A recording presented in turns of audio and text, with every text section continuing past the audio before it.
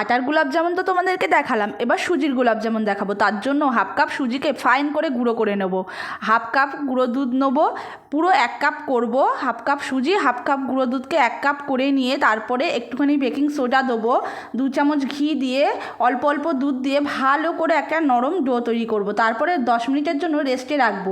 তারপরে দেখবে একটু শক্ত হয়ে গেছে, তার জন্য ভয় পাবে না, আবার একটু দুধ দিয়ে ছেনে গোল গোল করে রসগোল্লার মতো করে নেবে। তারপরে কড়াইতে তেল বসিয়ে তেলটাকে যখন হালকা একটু গরম হবে, ওই হালকা গরমের মধ্যেই আস্তে আস্তে করে দিয়ে আঁচটাকে লো রেখে আস্তে আস্তে করে ভেজে দেখবে একটা যখন কালার এসছে হালকা, তখনই তুলে নেবে। তারপরে দেখো 1.5 কাপ চিনি দিয়েছি, 3টে এলাচ দিয়েছি, চিনির শিরা তৈরি করছি।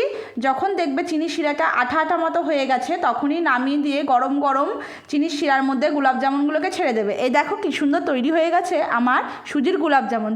তাহলে চলো আমার চ্যানেলটাকে সাবস্ক্রাইব করে দাও। টাটা।